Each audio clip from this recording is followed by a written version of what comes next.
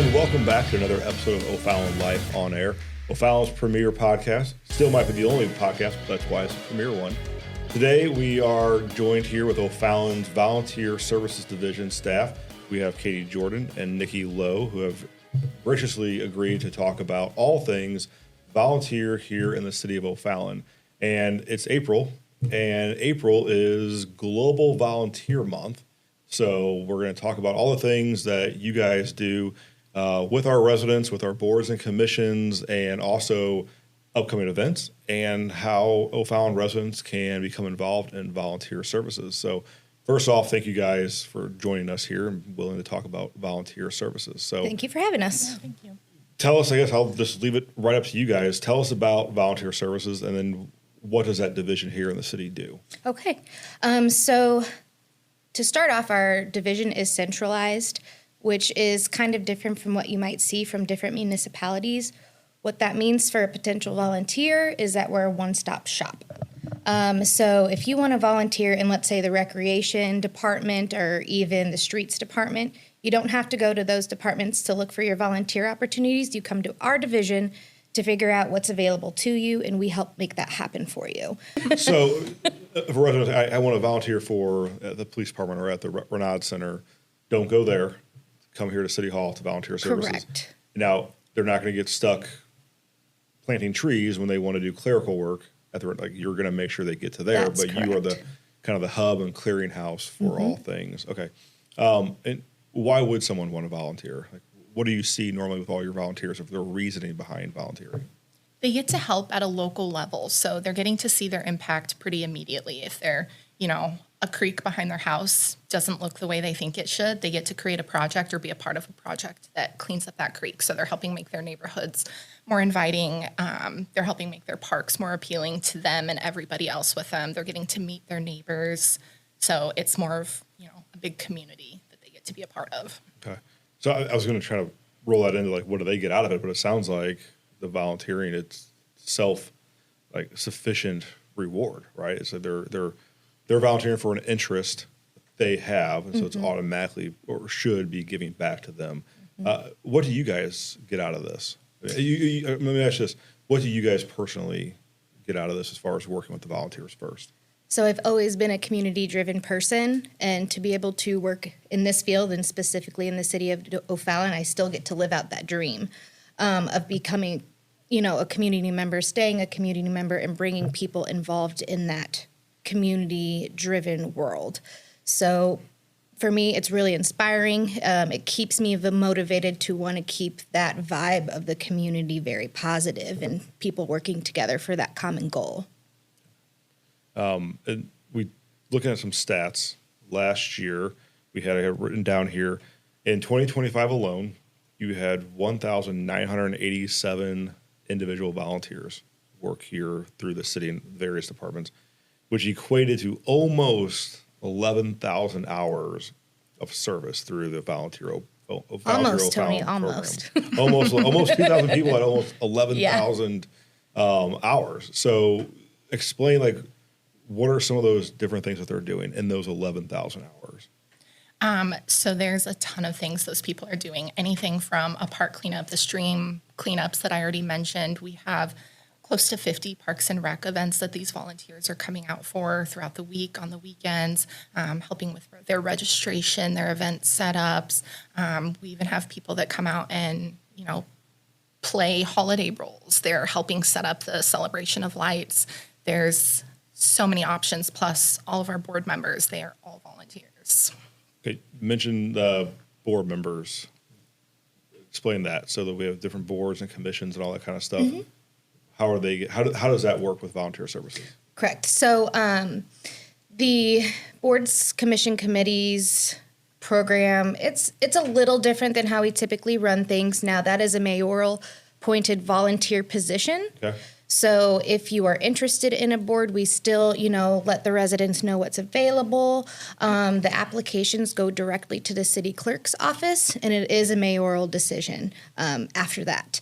But throughout their time on a board, they stay connected as a volunteer through us. We help, manage their hours, keep their account active, let them know of upcoming opportunities so they can be involved in other ways if they want to be. Okay. We said 1,987 individual volunteers just last year in 2025.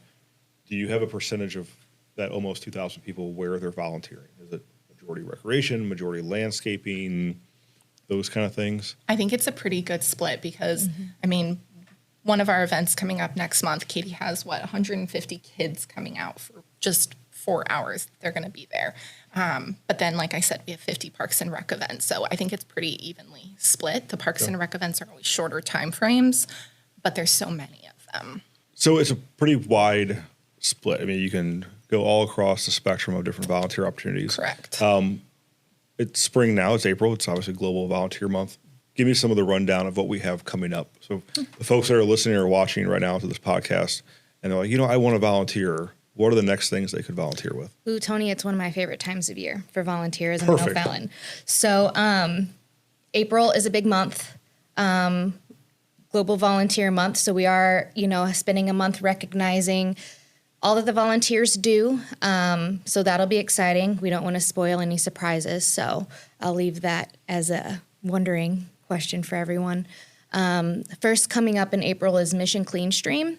It's an environmental-based event. We clean multiple creeks throughout O'Fallon. This is an opportunity for really anyone with any ages, any background, no specific skill set required. There's a lot of Boy Scout troops, civic groups, student groups, adult groups, families, individuals who come out to this event. And we have a lot of returners every year. So it's super fun. People get to get messy and dirty, and they really enjoy that, and so do I. So there's one. Okay. And then later that month, we have our version of Earth Day. Earth Day is nationally April 22nd, but we have our event on that following Saturday, April 25th. And each year, 100, 200 volunteers come out to plant flowers all across city properties and parks. We also get a lot of returning groups for this event as well. It's super fun. The community building environment is very forward-facing. A lot of people develop new relationships as well as us as a division. And we can't wait to invite people out to those events soon because they're about to be released. All right. Yes. Who can volunteer, or can anyone volunteer might be a better question. Yep, anyone can volunteer. We have an event for literally anyone, a project for anyone. If you're young, active, you're wanting to really jump in there, like Katie mentioned, we have a lot of outdoor projects going on, planting flowers, pulling weeds, whatever you can think of. If that's not really your vibe, you need something a little slower. We have projects where you come in and you help departments. We can do anything from stuffing envelopes, stapling playbills for O'Fallon Theater Works, really anything you can think of. All right. Is there a minimum age to volunteer? It depends on the project. Okay. Certain projects is 18 and up, but really we encourage everybody. We have a lot of families who come to our outdoor projects and they'll bring, their toddlers. If their toddlers are interested in being a part of something, obviously we're going to make sure, if they're coming to Mission Clean Stream, they're not going to be in a stream that has steep hills. We're going to put them in a safer area, but no, there's really no age restrictions for the most part. All right. And you said you don't need a specific skill set, right? If you enjoy the outdoors, we'll find an outdoor program for you. Stuffing envelopes, right? I mean, is there computer work that can be done for folks? So one of the big things we do as a division is we collaborate with other departments. So we want to find their areas of where they need help and develop volunteer positions based off of that. So each position that's created may have a specific skill set needed. If a position is created in the engineering department where they're working and need help in their database, they might need to have some background knowledge in engineering systems. Other times, the tasks may be simpler, and somebody needing an engineering position filled may not need a skill set. So each position is tailored to what the needs are, and then we fill positions based off of that. All right. What do you think your biggest volunteer event is each year? So the Heritage and Freedom Fest is by far the largest event of the year, with more than 200 volunteer positions available over the course of 3 days. We have anything from helping out at the parade on the 4th of July. You can drive shuttles where you're taking people to and from the festival grounds. We have hospitality tents. There's so many options. They can help in the heat relief tent where they're kind of hanging out in the cool space, making sure people are staying cool, drinking water. There's a ton of opportunities, and that will actually be released in the next couple of weeks also. Okay. And then at the parade, I've always seen like pickup trucks going down Main Street that has Volunteer of the Year, right? Is there some awards-based things here for volunteering? So our division hosts a volunteer recognition banquet every October. Okay. There are a handful of awards that are handpicked, and those awardees each year are then invited to be parade marshals at the parade the next following year. So they know who they are, and they will be invited to be a parade marshal here soon. So it's always an exciting time for them and another way to be recognized for all their accomplishments. That sounds like a really cool way to be acknowledged in front of thousands of people on the it's been a long-standing tradition. Okay. They all love it. Before we get into tradition, we do have a topic we want to kind of transition to in a minute, but I do want to, you guys have sold volunteering very well here, I think, on the show, of reasons to get involved and how you can become involved, or what you can do when you're involved. But I guess the question is, how does one become involved? If somebody listening right now says, you know what, I'm sold. Katie and Nikki, they sold me. I want to volunteer. What's the first step, and what do they need to do? So www.ofallonmo.gov/volunteer. So on that webpage, you will find us. There we try to get all of our current opportunities on there, as well as a volunteer application. Now, don't be scared of the volunteer application. That helps us determine what your interests are and where, you would best be suited placed as a volunteer. So we first encourage that application to be completed, and you can reach out to us directly if you want more information. We'll be happy to have those conversations with you.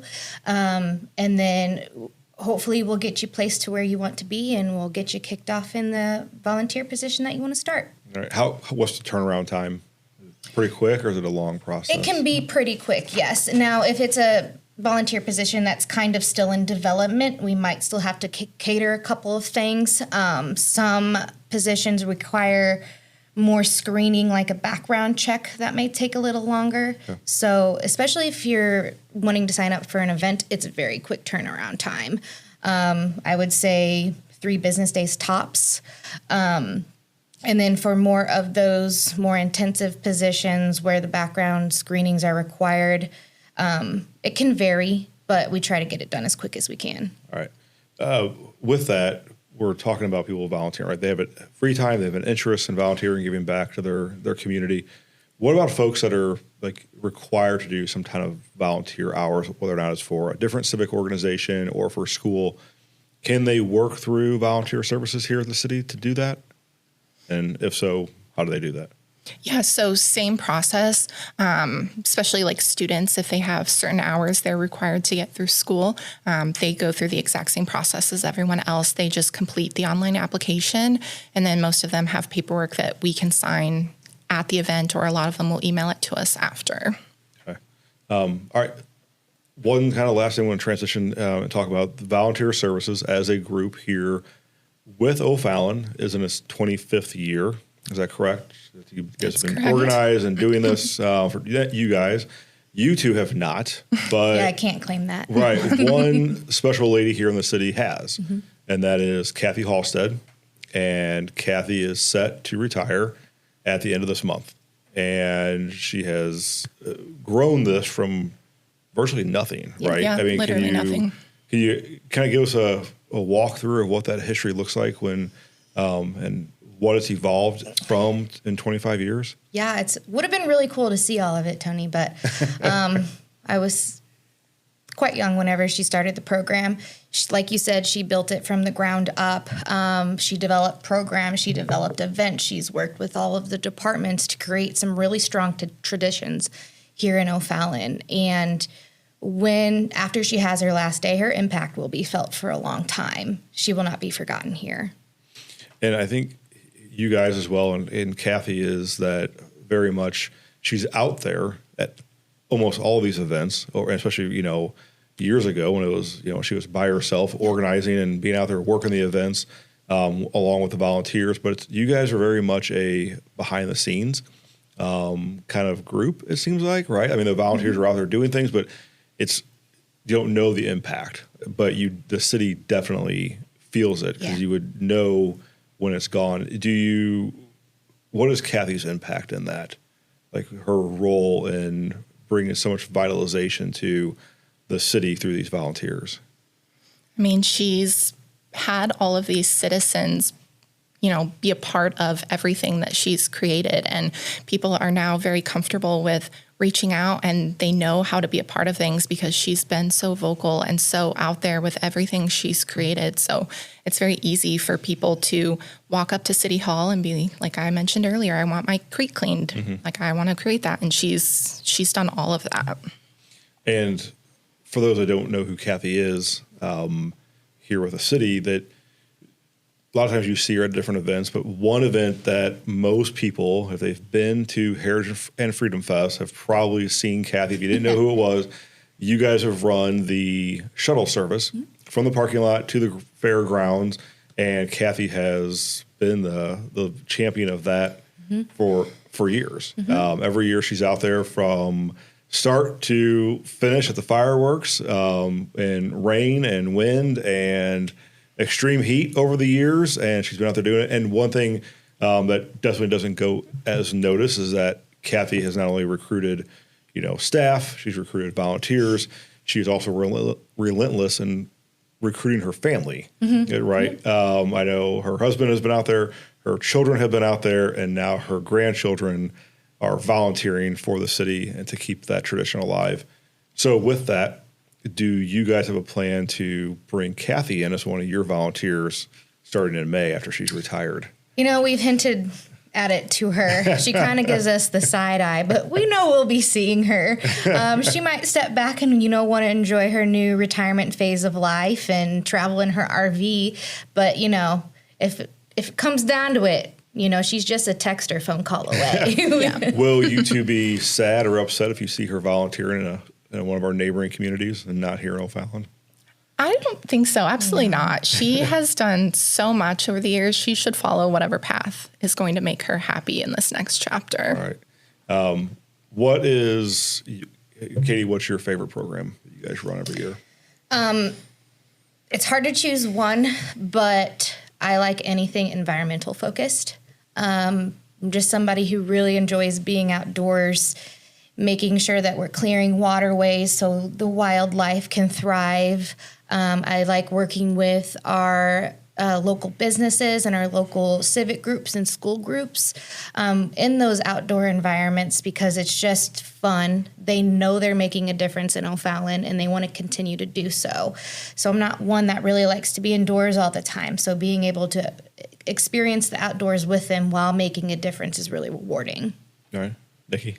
I love the outdoor projects as well, especially in spring when we've been cooped up. However, Cornucopia of Care, it is a food drive that Volunteer Services run. This year it's from November 2nd to November 20th, and we partner with local businesses, schools, and we raise donations for local food pantries. 2025, we had 47.5 million people that were living in insecure food households. And so I love that we get to bring something to O'Fallon and help a few families out over the holiday season. All right, we've talked about a lot of things volunteers during this segment, but anything I failed to ask that you definitely want our listeners and viewers to know. So I'm open up to you guys. Yeah, we have a pretty big event coming up May 9th called Pause for a Cause. We've been doing it for a couple of years now. We partner with local shelters and rescues, and we provide different supplies that they may need. Last year we did a big food drive. This year we're doing an enrichment drive, so our volunteers will be creating enrichment items. So if you love animals, we're hoping that a few shelters will be bringing adoptables to the event. Okay. So we'd love to have people come out and support them with us. All right. Anything else? Yeah, so my advice would be to anyone who might be hesitant on whether they want to volunteer with O'Fallon is to at least give it a try. There's no long-time commitments if you don't want to. You can come out for an event one time and decide whether it's for you or not. And, we're really passionate about finding opportunities that best suit somebody. So please contact us and we'll get them in the right direction. All right. And one last thing, we also just came out the end of March was the spring edition of the O'Fallon Life magazine that hits every mailbox in the city. So that comes out quarterly. So always look for that for volunteer opportunities. You guys always have your opportunities listed in there. In the magazine, there's a little thing, it's like an orange V plus symbol next to any event.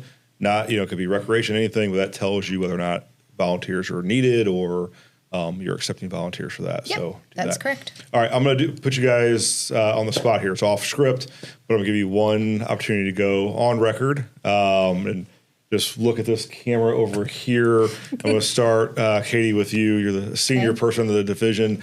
Tell Kathy a little bit of a goodbye, going away message. All right, Kathy, it's been a long but quick 10 years, and thank you for being my mentor over the years and really ramping up my professional career. You've inspired me to want to take this career farther and continue to make a difference here in the community, so thank you for that. Nikki? Kathy, it's only been a year and a half, but it's been amazing. I have absolutely loved seeing everything you've created over the years and having you step in and show me how to create more, change what you've created. It has been absolutely amazing, and I'm so happy for you. All right, perfect. Well, I will finish. Kathy, I just want to thank you for everything you've done for the city. I've been here almost 20 years in the city, and it's just in the last probably 5 to 10, gotten to work with you on various events and the things that you do, the opportunities you open up for so many people and for different departments to provide assistance is unreal. You have left a lasting legacy that will be felt for years to come, and you've raised a great family that is very supportive and has done a great job here in the city as well. So thank you so much for everything you've done, and be sure to visit every time here in O'Fallon. And we hope to see you at one of our volunteer events. So, and be sure to come back and let Nikki and Katie know how they could have done a little bit better if you'd have been here. So, we'll sign off with that. So I want to thank everybody for joining us today, listening to this latest version of the podcast, O'Fallon Life on Air. And be sure to click like and subscribe on whatever you're viewing, YouTube, Spotify, iTunes. And until next time, O'Fallon, thank you.